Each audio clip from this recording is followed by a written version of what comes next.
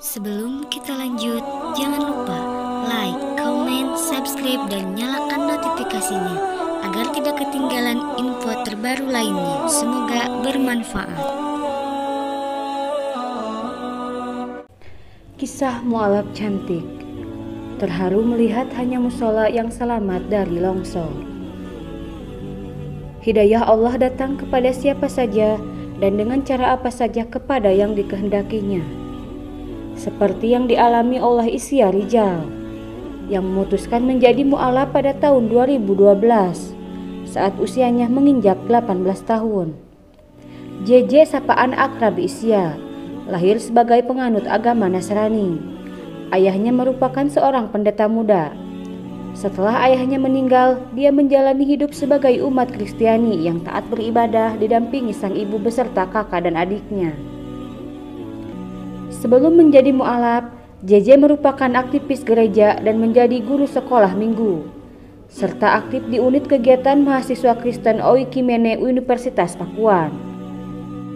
Saat itu saya bertugas mendidik, menyajikan aktivitas yang dapat dilakukan setiap anak di kategori kelasnya masing-masing, hingga membuat dan menyiapkan alat peraga untuk menyampaikan firman Tuhan, ujar perempuan yang akrab disapa JJ itu. Hidayah didapatkan JJ saat tergabung dalam kegiatan mahasiswa di Unpad, yaitu Korps Sukarela atau KSR yang berada di bawah naungan PMI. Saat itu terjadi bencana longsor di Ciwaringin. JJ mendapat tugas untuk datang ke lokasi bencana. Betapa sedih dan terharu ketika melihat hampir seluruh rumah tertimpa longsoran tanah. Namun ada satu bangunan yang masih tegak berdiri dan menjadi tempat para korban mengungsi. Bangunan itu adalah musola. Saya melihat musola itu seperti menghangatkan para korban, memberi keamanan dan kenyamanan meski banyak lumpur di sekitarnya. Dari situ saya merasa takjub, ujarnya. Pengalaman lain yang membuatnya yakin untuk menjadi mualaf adalah ketika di lokasi bencana.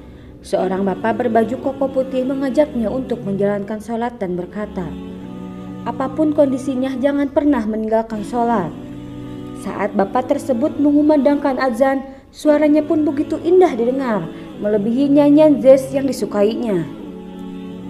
Tiba-tiba hati saya tergugah dan tanpa disadari saya meneteskan air mata, ujarnya.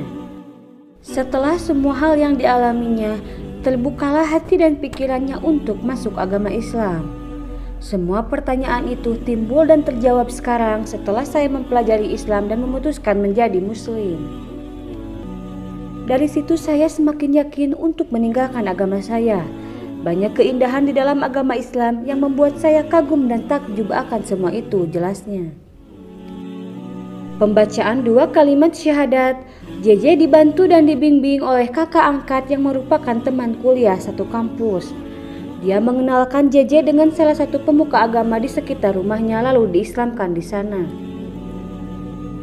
Pertama kali mengucapkan kalimat syahadat di kamar dan sebelumnya saya mengucap astagfirullah sambil menangis. Akhirnya saya memberitahu teman saya bahwa saya ingin menjadi Muslim, tutur karyawati di salah satu perusahaan swasta itu. Awal menjalani kegiatan sebagai Muslim tentu tidak begitu mudah. Mulai dari sholat 5 waktu, berpuasa di bulan Ramadan, hingga hal-hal wajib dan sunnah lainnya. Tapi seiring berjalannya waktu, semua bisa dijalani dengan ikhlas dan senang hati. Menjadi Muslim merupakan pengalaman indah untuk saya dapat mempelajari ini semua, ujarnya. Dia juga mengaku jika hubungan dengan keluarga sangat baik. Ibu saya terlahir sebagai Muslim namun berpindah agama menjadi Nasrani ketika menikah dengan ayahku, katanya.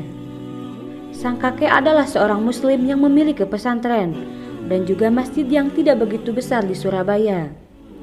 Beberapa tahun sebelum saya menjadi mualaf, ibu saya sudah kembali memeluk agama Islam, begitupun dengan kakak dan adik saya, jelasnya. JJ mengaku sedih hingga saat ini perbedaan begitu mudah membuat pertikaian, pertumpahan darah, perang saudara, dan memusuhi keluarga yang beda agama. Semua agama tidak pernah mengajarkan yang salah. Semuanya mengajarkan kebaikan tergantung kepada manusianya mau seperti apa mengamalkan kebaikan yang sudah Tuhan ajarkan melalui cara yang berbeda-beda.